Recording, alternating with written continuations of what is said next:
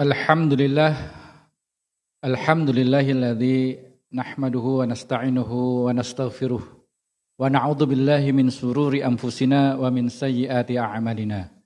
May yahdihillahu fala mudhillalah wa may yudlil fala hadiyalah. Asyhadu an la ilaha illallah wahdahu la syarikalah wa asyhadu anna Muhammadan abduhu wa rasuluhu alladzi la nabiyya ba'dah. Allahumma shalli wa sallim wa barik ala sayyidina Muhammadin wa ala alihi wa ashabi ajma'in wa man tabi'ahum bi ihsanin ila yaumiddin wa alaina ma'hum bi rahmatika ya arhamar rahimin. Ayyuhal hadirun ittaqullaha kama qala Allah ta'ala fil Qur'anil Karim wa huwa asdaqul qailin a'udzu billahi minasyaitonir rajim ya ayyuhalladzina amanu ittaqullaha haqqa tuqatih wa la tamutunna illa wa antum muslimun. Wa qala aidzan fi ayatil ukhra a'udzu billahi minasyaitonir rajim huwallazi arsala rasulahu bil huda wa dinil haqq liyudhhirahu 'ala dini kullih wa kafa billahi syahida. Masyarul muslimin, sidang Jumat yang berbahagia, marilah kita panjatkan puji serta syukur kehadirat Allah Subhanahu wa taala yang siang hari ini memberikan berbagai macam kenikmatan kepada kita berupa nikmat iman, nikmat Islam, nikmat sehat, nikmat kesempatan dalam melakukan ibadah sholat Jumat berjamaah pada siang hari ini.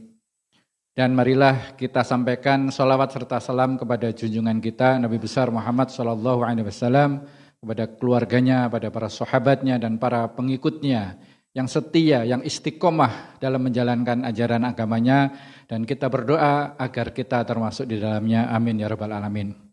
Masyarul muslimin, sidang Jumat yang berbahagia, tak henti-hentinya khatib mengingatkan diri khatib sendiri dan juga para jamaah sekalian, marilah sama-sama kita tingkatkan iman dan takwa kita kepada Allah Subhanahu wa taala. Karena hanya dengan iman dan takwa inilah yang akan mengantarkan kita masuk ke surga dan menyelamatkan diri kita dari api neraka kerak. Masyarul muslimin rahimakumullah. Bagaimana caranya kita membebaskan negeri Palestina dari jajahan bangsa Israel? Kita ketahui Israel adalah negara kecil yang didukung oleh negara Amerika Serikat dan negara-negara Eropa. Selain Israel sendiri mempunyai persenjataan yang lengkap, termasuk mereka mempunyai senjata nuklir, persenjataan Amerika Serikat dan negara-negara Eropa yang terkuat di dunia itu pun siap untuk membackup Israel dari serangan negara manapun yang menyerangnya. Ini artinya mengalahkan Israel tidak bisa hanya oleh saudara-saudara kita di Palestina termasuk Hamas. Harus dilakukan secara bersama-sama oleh kaum muslimin di seluruh dunia. Umat Islam juga tidak bisa mengandalkan negara-negara barat maupun timur yang bersimpati kepada Israel, sebagai pada Palestina, seperti Rusia, Cina, atau Korea Utara. Harus umat Islam sendiri yang membebaskan Palestina dan mengeluarkan bangsa Israel dari tanah suci umat Islam tersebut. Bagaimana caranya kita membebaskan Palestina? Kita sudah pernah mengalami hal yang sama. Kira-kira 1000 tahun yang lalu, Palestina termasuk Yerusalem dan Masjidil Aqsa pernah dikuasai oleh tentara salib dari Eropa selama 70 tahun lamanya. Di masa penjajahan tersebut kurang lebih 72.000 kaum muslimin di sana dibantai sampai akhirnya datang pahlawan pembebas Palestina yaitu Salahuddin Al-Ayyubi.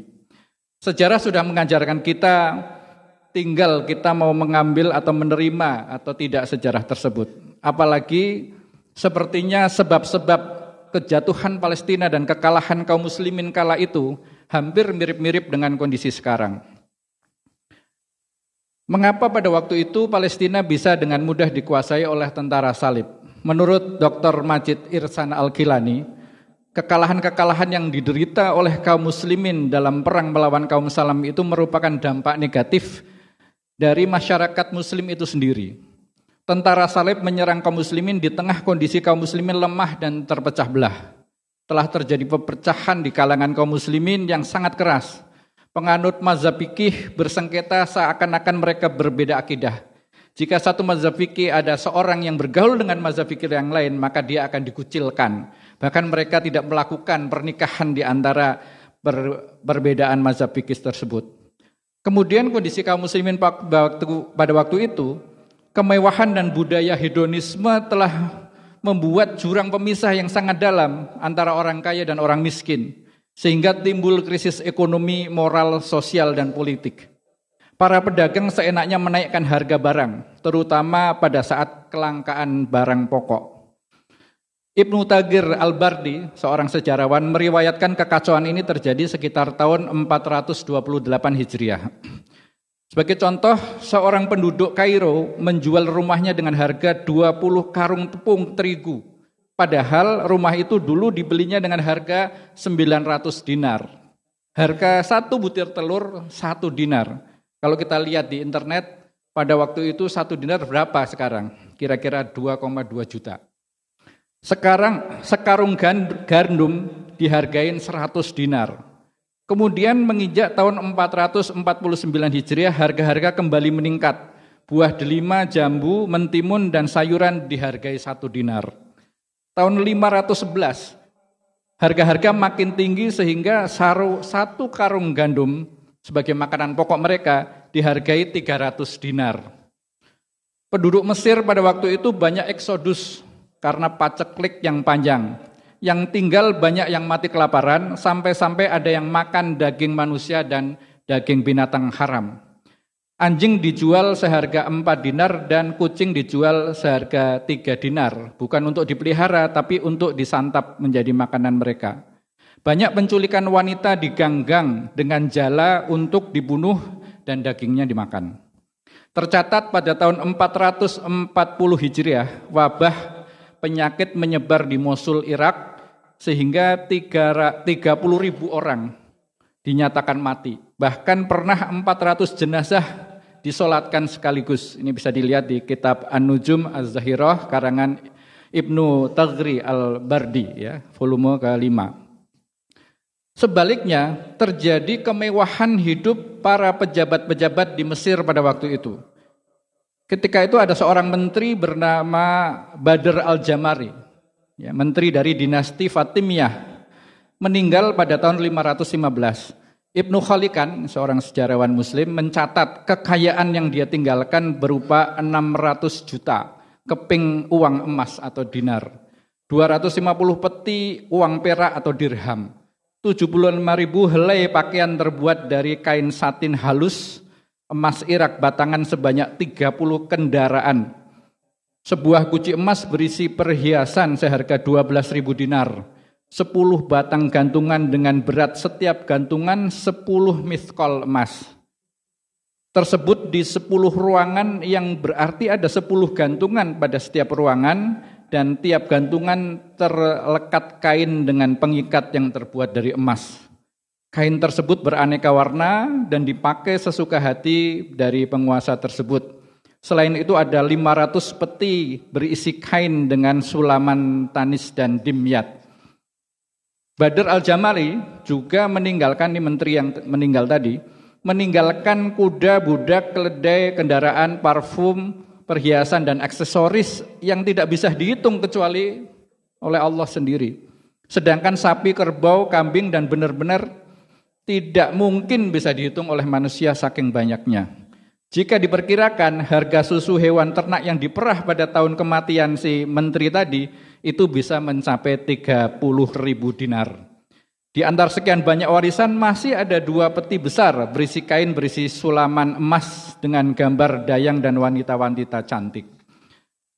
Kemudian ada menteri lain atau gubernur wilayah Bakr dan Mayarvin bernama Abu Nasr Ahmad bin Warwan Al-Kurdi. Ini diceritakan dalam kitab Al-Bidayah wa Nihayah karya Ibnu Katsir. Dia mengatakan ketika gubernur ini meninggal, dia memiliki 500 wanita syariah atau bekas budak, tawanan perang, beserta pelayan-pelayan mereka, dan 500 pembantu. Dia juga memiliki banyak wanita penghibur atau penyanyi, dengan harta setiap penyanyi sekitar 500 dinar atau lebih. Setiap mengadakan acara hiburan biasanya dilengkapi dengan alat-alat dan beraneka ragam perkakas yang bisa mencapai 200.000 dinar. Sebagai salah satu gambaran kemewahan pada waktu itu, orang-orang kaya pada musim panas menyuruh orang mengambil balok es dari puncak gunung Lebanon dan dibawa dengan dibungkus kain wol dan karung. Mereka benar-benar hidup bergelimangan harta yang tiada tara. Selain itu, mereka tentu tidak peduli dengan kesengsaraan rakyat, apalagi di wilayah Palestina. Ketika terjadi serangan tentara salib, umat Islam di belahan bumi lain tidak menunjukkan kepedulian. Para penyair dan orator berusaha untuk membangkitkan semangat kaum muslimin, namun tetap tidak membuahkan hasil. Ibnu Tagrir yang sejarawan tadi mengomentari hasil usaha mereka dengan mengatakan, akhirnya Qadhi Abu Sa'ad dan delegasi lainnya kembali dari Baghdad menuju Syam. Ini wilayah Palestina termasuk Syam pada waktu itu, tanpa mendapat bantuan sedikit pun. Salah satu delegasi membawa karung besar yang berisi tumpukan tulang belulang manusia, rambut wanita dan anak-anak, lalu menggelarnya di depan para penguasa Khalifah Abbasiyah di Baghdad. Ironisnya, Khalifah berkata pada menterinya, biarkan aku sibuk dengan urusanku yang lebih penting. Merpatiku si Balqa sudah 3 hari menghilang dan aku belum melihatnya. Maksudnya adalah Khalifah ini mempunyai seekor burung merpati yang memiliki bintik-bintik yang indah pada bulunya. Merpati tersebut sangat terlatih untuk aduan dan menyerang merpati lain. Permainan ini sangat populer di kalangan masyarakat dan Khalifah pun sangat menyukainya. Demikian pula orang-orang kaya dan petinggi-petinggi pemerintah yang lainnya. Namun Allah segera mengirimkan pertolongan. Pada tahun 1187 Masehi, umat Islam bangkit merebut kembali tanah suci Baitul Maqdis di bawah pimpinan Salahuddin Al-Ayyubi. Kebangkitan dan kemenangan tersebut tentu tidak muncul dengan sendirinya tanpa adanya upaya-upaya keras dari kalangan kaum muslimin, terutama melihat kondisi yang demikian parah. Kesadaran tumbuh setelah mereka mulai melakukan gerakan-gerakan pembaruan dan islah. Tentara salib dapat dikalahkan dengan sebuah pertempuran yang dahsyat di daerah bernama Hittin pada tahun 1187. Benteng Al-Qarq yang kondang dengan kekokohannya berhasil direbut tentara Islam. Lebih dari 10.000 tentara salib binasa dan banyak perwiranya yang ditawan. Pada tanggal 2 Oktober 1187 atau bertepatan dengan 27 Rajab tahun 583, Salahuddin dan tentaranya memasuki Yerusalem. Tidak ada satupun orang Kristen yang dibunuh dan tidak ada penjarahan. Tebusan dengan sengaja ditetapkan sangat rendah agar kaum miskin yang Kristen dapat dibebaskan oleh pemimpinnya. Setelah menguasai Yerusalem, Salahuddin melakukan pembersihan tempat-tempat suci dan dari pencemaran yang telah berlangsung demikian lama. Masjid Aqsa telah menjadi markas besar kaum Satria Kuil atau Templar, Satya Templar. Dan mereka telah membuat asrama-asrama di sekeliling dan di seberang masjid. Mereka telah menjadikan sebagian dari masjid suci itu sebagai gudang dan toilet atau kakus. Salib emas yang berada di atas kubah batu diturunkan oleh tentara Salahuddin Al-Ayyubi. Masjidil Aqsa yang penuh dengan gambar-gambar dan berhala dibersihkan dengan menggunakan air mawar. Untuk pertama kalinya azan dikumandangkan di menara masjid tersebut setelah 100 tahun dilarang dikumandangkan. Dan pada hari Jumat 9 Oktober kaum muslimin melakukan sholat Jumat pertama di Masjidil Aqsa. Ini bisa dilihat di bukunya Karen Armstrong, Holy War, The Crusade and Their Impact on Today's World. Keberhasilan kaum muslimin merebut Yerusalem tidak serta-merta muncul panglima bernama Salahuddin Al-Ayyubi, tapi melalui suatu rangkaian perjalanan panjang bahkan melibatkan satu generasi. Perlu satu generasi untuk memulihkan kondisi di mana generasi yang sudah bergelimang dengan kemewahan itu harus dihilangkan. Generasi lama telah terjangkit penyakit yang bernama al-wahan, yaitu cinta dunia dan takut mati. Siapapun yang cinta dunia dan takut mati, tidak ada ruh jihad di dalam dirinya. Maka penyakit inilah yang pertama kali harus dilenyapkan. Maka tersebutlah ulama besar yang kita kenal bernama Abu Hamid Muhammad bin Muhammad Al-Ghazali, atau yang kita kenal dengan Imam Ghazali. Beliaulah salah satu ulama yang berperan dalam proses pembaruan dan islah tersebut melalui madrasah yang dibinanya. Beliau mulai dengan mendiagnosa penyakit-penyakit masyarakat yang ada pada masanya, yaitu mulai dari rusaknya misi ulama, dampak rusaknya atau misi ulama yang rusak dan tersebarnya formalitas keagamaan di kalangan masyarakat muslim. Ulama yang jauh dari isu-isu krusial dan sibuk dengan isu-isu kecil. Muncul fanatisme mazhab dan sirnanya nilai ilmu. Pecahnya persatuan umat dan munculnya komunitas mazhab, tersebarnya praktek keagamaan yang dangkal dan sebagainya. Maka mulailah beliau melakukan perbaikan mulai dari golongan ulama, golongan ahli ibadah, kaum sufi dan orang-orang kaya. Beliau mengkritik sekaligus mengecam sikap ketidakpedulian mereka. Beberapa tindakan Imam Ghazali yang dicatat oleh Dr. Irsan Majid Al-Gilani adalah berusaha memproduksi generasi baru ulama dan murabbi atau pendidik, melahirkan sistem baru dalam bidang pendidikan dan pengajaran, serta menghidupkan misi amar ma'ruf nahi mungkar, mengkritik penguasa yang zalim, memberantas materialisme dan praktek-praktek keagamaan yang negatif, dan meluruskan persepsi umum tentang dunia dan akhirat. Juga menyeru pada keadilan sosial dan memberantas aliran-aliran sesat. Selain Al-Ghazali, ada satu lagi ulama yang berperan dalam pembaruan tersebut, yaitu Syekh Abdul Qadir Al-Jilani. Beliau juga berjuang melalui madrasah-madrasah dengan memperbaiki akidah umat. Melalui jaringan madrasah Al-Jilani melakukan pembaruan dan islah sebagaimana yang dilakukan oleh Imam Al-Ghazali, yaitu mengembalikan tujuan hidup umat mencari ridha Allah. Jadi madrasah-madrasah pensucian jiwa atau tazkiyatun nafs itu sangat berperan dalam menyembuhkan penyakit umat. Umat termasuk para ulamanya, penguasanya dan orang-orang kaya diarahkan hidupnya untuk tujuan ukhrawi. Kita biasa membaca karya Imam Ghazali yang senantiasa menekankan bahwa tujuan hidup yang sebenarnya adalah tujuan akhirat. Maka adanya penyakit hati pun disembuhkan terlebih dahulu untuk memperbaiki diri. Dari sanalah lahir satu generasi yang sudah tersucikan hatinya dan akhirnya merekalah yang membebaskan Yerusalem. Kondisi kaum muslimin khususnya pada saat ini sebetulnya tidak jauh dengan kondisi pada waktu itu. Bahkan pada waktu itu lebih parah. Posisi dan potensi umat Islam sekarang ini sebetulnya kuat. Apalagi sumber daya alam seperti minyak hasil bumi berada di negeri-negeri muslim. Negeri-negeri Islam, terutama di daerah Teluk, merupakan negara-negara kaya. Mudah bagi mereka untuk membiayai dan memenangkan pertempuran. Tapi kita lihat selama ini mereka justru berlomba-lomba membangun gedung-gedung yang tinggi, megah dan mewah di sana.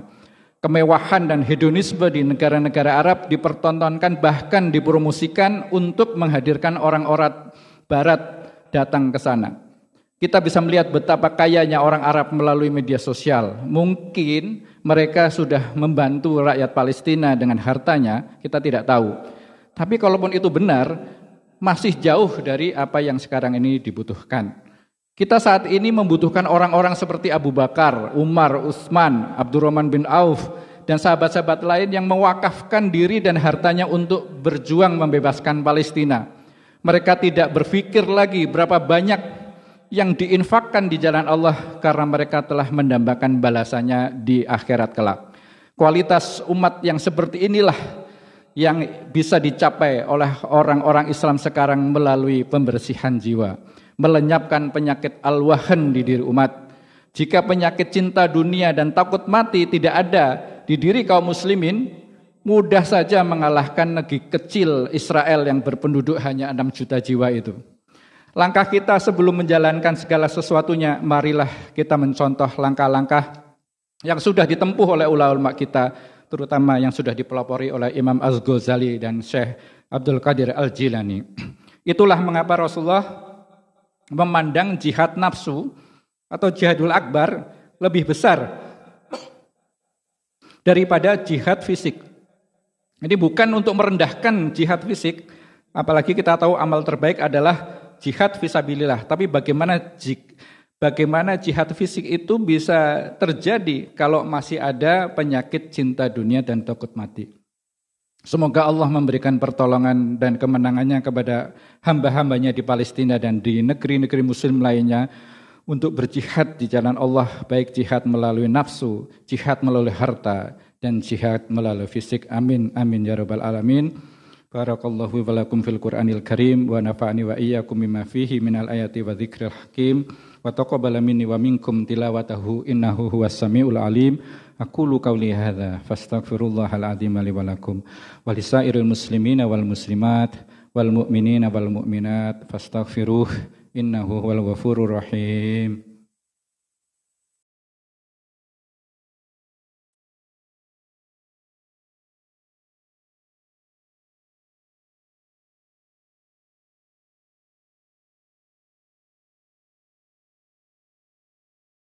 Alhamdulillah hamdan katsiran kama amar. Asyhadu an la ilaha illallah wahdahu la syarikalah irghaman liman jahada bihi wa kafar. Wa asyhadu anna sayyidana Muhammadan abduhu wa rasuluh sayyidil khalaiqi wal bashar. Allahumma shalli wa sallim ala sayyidina Muhammadin wa ala alihi wa sahbihi mattasalat ainun binadhar wa udhunun bi khabar. Amma ba'd.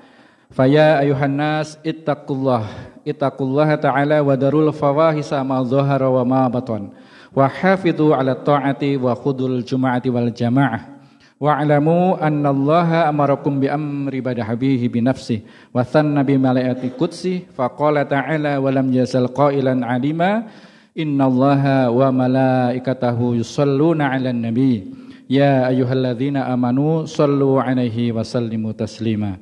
Allahumma sholli wa sallim ala Sayyidina Muhammadin wa ala ali Sayyidina Muhammad kama sholaita ala Sayyidina Ibrahim wa ala ali Sayyidina Ibrahim fil alamina innaka Hamidum Majid.